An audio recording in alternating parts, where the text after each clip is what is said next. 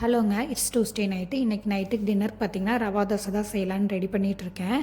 பேட்டருக்கு என்னென்ன எடுத்திருக்கேன் அப்படின்னா, ஒயிட் ரவா வந்து 1 கப்பும், அதே அளவுக்கு அரிசியும் 1 கப் எடுத்திருக்கேன். கூட தேவையான அளவுக்கு சால்ட்டு சேர்த்திட்டு, வெஜிடபிள்ஸ் பார்த்திங்கன்னா கேரட்டு பொடி பொடியாக நறுக்கியிருக்கேன். பீன்ஸ் இருந்தாலும் நீங்கள் சேர்த்திக்கலாம். கூடவே வந்து 2 பச்சை மிளகா, அதே மாதிரி பெரிய வெங்காயம் பொடி பொடியாக நறுக்கி ஆட் பண்ணியிருக்கிறேன். கொத்தமல்லி தழை, கூடவே வந்து பெப்பர், சீரகம் முழுசாக வேணாலும் போட்டுக்கலாம். வாயில் டிஸ்டர்ப் பண்ணுற மாதிரி இருக்குது அப்படின்னா நான் வந்து பொடியை ஆட் பண்ணியிருக்கேன்.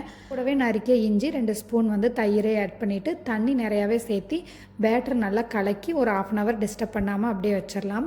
ஒரு 1/2 hour கழிச்சு எடுத்திருந்தால் பேட்டர் சூப்பராக ரெடி ஆயிரும். கல் நல்லா காஞ்சதும் தோசை ஊற்றி எடுத்துக்கலாங்க. ரவா தோசை பார்த்திங்கன்னா ரொம்பவே சூப்பராக கிறிஸ்பியாக வந்திருக்கும். இது கூடவே வந்து பெஸ்ட்டு காம்பினேஷன் அப்படின்னா அது பீனட் சட்னி தான். பீனட் சட்னியும் ரெடி பண்ணியாச்சு. கூடவே வந்து கேரளா ஃபெசல் வந்து புட்டும் ரெடி பண்ணி எடுத்திருக்கேன். இந்த டின்னர் பார்த்திங்கன்னா எங்கள் வீட்டில் எல்லாத்துக்குமே ரொம்ப ஃபேவரட்டான ரெசிபி ரவா தோசை தான்.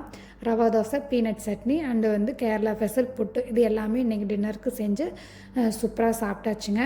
இன்னொரு வீடியோவில் பார்க்கலாம். பாய்ங்க.